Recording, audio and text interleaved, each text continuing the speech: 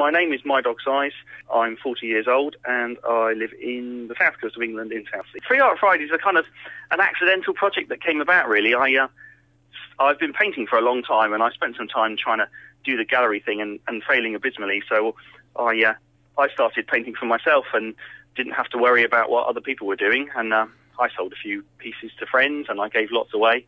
And eventually I had nowhere else to give it. So I started filling up the studio and not really knowing what to do. And I've always been a big fan of street art and graffiti, but not necessarily wanting to go out and start tagging people's walls. So I decided that I'd start taking the odd piece of work and putting it out on the street. So I did it on a Friday on the way to work, catching the train, find a little spot, left it, and kind of walked on my way and posted images of what I did to the internet, to a couple of kind of blogs and groups that I was with.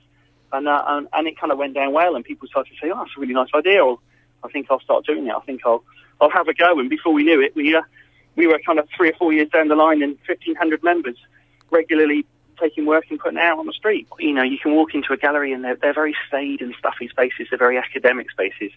I think there are a lot of people that don't want to follow that route. You know, that are doing art because they love doing it, not because they want to make a fortune out of it. And it's a way of kind of getting in contact with people. You know, thousands of people that are walking down the street every day, people that wouldn't necessarily walk into a gallery. So as we saw on the Culture Show, people reacting to it and not being sure whether to take it or not. I mean, have you ever done that before? You know, watch to see who's taken the art? I try not to, because for me, I kind of like the mystery of, you know, leaving that piece. And it's quite hard. You work really hard on something and you put your heart and soul into it, and to take it out and you say goodbye to the piece. And then it's got its own journey, and people are going to see it, and people might like it and not like it. People might think about it and carry that thought around them during the day, and someone might be brave enough to pick it up and decide that they want to take it home. And so for me, it's that kind of, I like to run those imaginary scenarios and hope that actually these things are happening. And more recently, I have started to leave contact details on the back of work, you know, and I do sit there on the inbox or clicks every now and again, and someone sends a really lovely message saying, you know, we were walking down the street and we found this piece. So, you know, it does happen. You know, I'm sure it's only a very small percentage of what happens to my work. But yeah, the fact that it happens to some is enough, I think. Any particular stories that have stood out to you who've gotten back in touch with you? It is a really, really wide mix, you know. Quite often it's kids. I think kids are very, very inquisitive. They don't have that fear that grown-ups have. So I quite often get, you know, we were walking along with the kids and my little Johnny came running back with a piece of cardboard that, you know, that had your painting on it. And I'm like, I got lots of, you know, it's on the fridge or it's at my desk. Real broad cross-section of people from all walks of life, I think. I think the fact that it's on the street means that anybody and everybody has that opportunity to decide to pick it up. What fascinates me is you quite often get artists and they'll say, "Oh, yeah, I saw your work, but I didn't feel that I could pick it up, so I've left it for someone else." So, you know, there are people that appreciate it for what it is and where it is and don't necessarily want to take it, whereas there are others that, you know, do you know what, I think that will look nice in my house, so I'll pick it up and take it. You know, I can be my own person when I'm not Mydog, and I can be Mydog when I'm painting and putting work out. As well as doing the free art stuff, I do graffiti and live paint shows and things like that. And it's definitely not the easiest tag to paint, I have to say, being so long. But yeah, no, it's a good name, and it's one that I'm kind of well known for and will be keeping, I'm sure. So with your own work, you use materials that people may see, oh, that's, you know, a can, a piece of rubbish, I would throw that away. But what inspired you to use cans and materials like that? I'm painting for free. And I'm painting pretty prolifically. I'm putting, I don't know, 3-4 pieces out a week, and have done for nearly 10 years. So that's close to 1,500 over 1,500 paintings over the time. So I can't afford to paint on canvases. You know, I can't afford to paint on nice bought materials from smart-looking art shops. I've got to paint on what I can find. And I always try and take something which is already on the street, so I'm not adding to any litter that's in the space.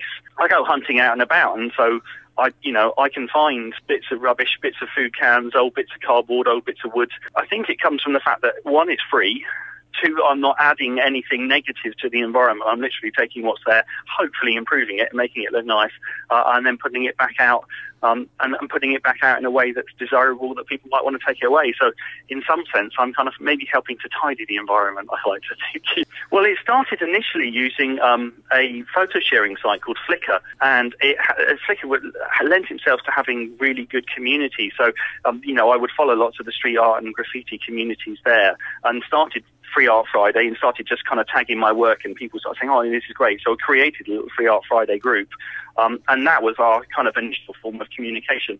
And what we tended to find is, people were uploading the pictures of the work that they were putting out, people were having discussions, and we suddenly realized, we've got this body of people producing this body of work, let's see if we can combine it. So a kind of spin-off from Free Art Friday was a project called It's Yours, Take It. We decided that, as many people that would like to be involved as possible, and I think one important thing about Free Art Friday was it was very inclusive. We were never saying to anybody, no, we don't like your work, it's not going to be included. So in the It's Yours, Take It, we chose 5 events across the globe, using Free Art Friday artists as kind of centre points and hubs, and people would send a piece of work out to each of the 5 locations. I had one in south coast of England, we had Hawaii, Berlin, Singapore, Kalamazoo in the States, and we all sent work out to all of these locations. I think I had something like 70 paintings sent to me in my location, and we put them all up, all official, like a gallery with a tag, artist description, artist name, description, material, and everything was completely free, and people were able to walk past and find something they liked and take it away. And that was a really good opportunity to kind of talk to people, because I tend not to, the work goes out and then I kind of move on. But there was that opportunity to talk to people and say, yeah, it's absolutely free. And people are so not used to the altruistic act of, a stranger doing something really special and then just kind of giving it away. So that was fascinating, and that's gone on, and we've had exhibitions, all over the globe now. We have Tehran, Tel Aviv, and they're constantly evolving. Someone says, right, I'd like to put one on, and then before they know it, artists from across the globe are sending them work.